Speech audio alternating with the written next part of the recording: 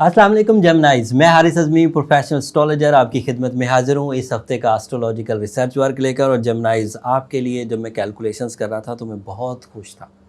2019 के सबसे अच्छे फेज़ में से आप गुजर रहे हैं।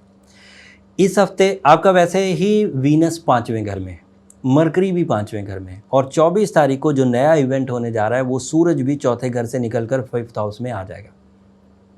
एंड मज़े की बात देखें, वैसे ये हफ़्ता 22 सितंबर से लेकर 28 सितंबर का, हफ्ते के आखिरी दिन सफ़र के महीने का चांद भी हो जाएगा और वो भी आपके 5th हाउस में ही होगा। तो इस वक्त again you feel the conjunction of stars, 4 बड़े प्लैनेट्स अब आपके दोबारा 5वें घर में। इस 5वें घर की कंजंक्शन, ये मजमुआ और कवाकिब आपके लिए बड़ा ही मुफीद होने वाला है। जेमिनाइज, आपका रूलिंग प्लैनेट मरकरी 5वें घर में, और मरकरी 5वें घर में अगर हो तो स्टूडेंट्स के लिए आइडियल सिचुएशंस, आइडियल आपको एक तरह से सपोर्ट देगा। कैसी support? Concentration level high, IQ level high, बारीक बीनी, माइक्रो मैनेजमेंट, गहरी सोच, बामकसद एबिलिटीज़, पूरे फोकस के साथ टारगेट फुल होकर स्टूडेंट्स आगे बढ़ेंगे। तमाम जेमिनाई स्टूडेंट, चाहे वो छोटे दर्जे की तालीम जो कि नॉर्मल मैट्रिक्स तालीम की बात कर रहा हूँ, या हायर एजुकेशन, प्रोफेशनल एजुकेशन की तरफ जा रहे हो, तो उनका लर्निंग एंड टीचिंग कैपेसिटी दोनों बढ़ेंगे। बात यहाँ भी ख़त्म नहीं हुई। मरकरी तमाम ही तरह की डॉक्यूमेंट्स प्रॉब्लम्स को रिजॉल्व कर देगा। अगर आपके ख़िलाफ़ कोई मुकदमा था, आपके ऊपर कोई तोहमत लगी हुई थी, तो मरकरी और सन की सपोर्ट उस मुकदमे या तोहमत को रिज़ॉल्व करने की पूरी सलाहियत रखती है। फिर वीनस 5वें घर में, 5th हाउस तो वैसे ही हाउस ऑफ रोमांस कहलाता है। अगर वीनस 5वें घर में हो तो पसंद की शादी के चांसेस पूरे बने हुए। किसी को प्रपोज़ करना है, किसी के प्रपोज़ल को एक्सेप्ट करना है, निकाह की सेरेमनी करनी है, मंगनी करनी है, तो this is the best time in 2019। ये टाइम थोड़ा ही अरसा चलेगा क्योंकि ये तीनों चारों प्लैनेट्स जो हैं ये शॉर्ट टर्म प्लैनेट्स हैं, लंबे लंबे नहीं चलेंगे। बामुश्किल 15 दिन की कंजंक्शन बनेगी, उसके बाद वीनस आगे चला जाएगा, मरकरी आगे चले जाएगा और सन यहीं रह जाएगा। 30 दिन के अंदर अंदर आपको ये सारा कुछ कंसीडर भी करना होगा, फ़ायदे भी लेने होंगे और फ्यूचर प्लानिंग भी करनी होगी, उनके बेसिस भी बनाने होंगे। तो ये हफ़्ता आपकी मसरूफ़ियत का हफ़्ता है। अदरवाइज़ जेमिनाइज़ स्टूडेंट्स को बहुत अच्छा हो गया, ताजरों को बहुत अच्छा हो गया, रोमानवी कामयाबियों के लिए बहुत अच्छा हो गया, कम्युनिकेशन के लिए बहुत अच्छा हो गया, क्रिएटिविटी के लिए बहुत अच्छा हो गया, डिसीजंस के लिए बहुत अच्छा हो गया, और ब्रेवरी के लिए बहुत अच्छा हो गया। तो ये पहलू तो सभी के लिए ऑन है, सभी जेमिनाइज़ के लिए। बट कुछ जेमिनाइज़ ख़ुसूसी तौर पर अदरवाइज़ जो लॉन्ग टर्म प्लैनेट्स हैं उनसे एडवांटेजेस हासिल करेंगे। लॉन्ग टर्म प्लैनेट्स की अब शॉर्ट टर्म प्लैनेट के साथ जब एक मैचिंग होगी तो आपकी ज़िंदगी में 4 चांद लगेंगे। मैंने ये जो अभी वीनस की पोजीशन 5वें घर की बयान की, ये रिश्तेदारी के लिए बहुत अच्छी है।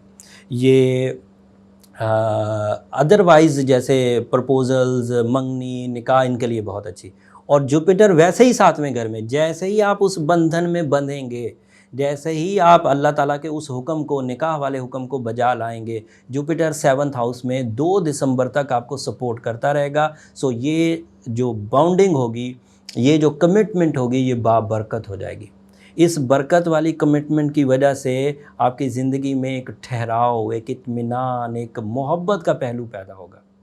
और उसके अलावा जुपिटर 7th हाउस में 40% ग्रोथ ऑफ लक भी देगा, 40% आपके बिलीव्स भी बढ़ेंगे, 40% आपका एतमाद में भी इजाफा होगा। So you are more confident, and जितना ज़्यादा एतमाद होगा उतना ही आप लाइफ में ज़्यादा अफेक्टिव होते जाएंगे, बाअसर होते जाएंगे। जुपिटर के 7वें घर की पोजीशन पार्टनरशिप वाले कारोबार को भी सपोर्ट करेगी। जुपिटर की 7वें घर की पोजीशन गवर्नमेंट के साथ होने वाले मामलात को भी आपके फेवर में कर देगी। जुपिटर की 7वीं पोजीशन आपके रिवॉर्ड्स को भी अचानक अनएक्सपेक्टेड पॉजिटिव कर देगी, तो यहाँ पर भी आपको फ़ायदा। बट सैटर्न आपके 8वें घर में एक ट्रबल दे रहा है। सैटर्न 6ठे घर में भी बुरा था, सैटर्न 8वें घर में भी बुरा है, सैटर्न 10वें घर में भी बुरा है। सो 12वें घर में भी बुरा है। सो 8वें घर में वो जो 4 हाउसेस थे जिसमें सैटर्न बुरा होता है, उनमें से एक आपके लिए है। सो मैंने जितनी खुशियाँ, जितनी कामयाबियाँ, जितने रिलेशनशिप एडवांटेजेस आपको गिनवाए हैं, वो उस वक्त सच होंगे जब आप सैटर्न को बैलेंस कर लें। और सैटर्न को बैलेंस करने के लिए मेरे पास बहुत उम्दा रेमेडी है। मेरा 16 ईयर कैरियर का निचोड़ है। मैं आपको बहुत ही एतमाद के साथ ये रेमेडी बताता हूँ। एक तो अपने बर्थ स्टोन ज़रूर पहनिए। ये ओवरऑल रेमेडी है, सबके लिए नहीं है। ओवरऑल रेमेडी कि अगर कोई ऐसा जेमिनी है जो स्ट्रॉन्ग है और उसको ज़रा से ही सपोर्ट की ज़रूरत है, तो वो एमरल्ड या रूबी दोनों में से कोई एक स्टोन 8 कैरेट का ज़रूर पहने। साथ में सूरह शम्स पढ़ी जाए। सूरह शम्स वंस अ डे इनफ है। अगर ज़ुबानी याद है तो फ़र्ज़ नमाज़ों में अलहम्द के साथ मिलाकर पढ़ें। अगर ज़ुबानी याद नहीं है तो फिर देख कर पढ़ें, लेकिन फिर कोशिश करें कि एक से ज़्यादा दफ़ा पढ़ें। अगर आपने ये रेमेडीज़ परफॉर्म की तो आपको 1 हफ़्ते के अंदर अंदर ही सैटर्न बैलेंस होता हुआ नज़र आएगा, और सैटर्न की बैलेंसबिलिटी आपके लिए यकीनी कामयाबियों की वजह बनेगी। यहाँ ये इस हफ़्ते की इन्फॉर्मेशन थी। यूरेनस आपके 12वें घर में, अपॉर्चुनिटी ज़ाया मत करिएगा। अपॉर्चुनिटी का सितारा ज़रा वीक जा रहा है, इसलिए कोशिश करिए कि जो भी मौका मिले उसे अपनी सलाहियतों से प्रूव करिए, अपने रिसोर्सेज को सही तरह इस्तेमाल करिए, अपनी स्किल्स को सही तरह इस्तेमाल करिए, तो यकीनन कामयाबी होगी। आखिरी खबर फिर देकर बात को ख़त्म करता हूँ।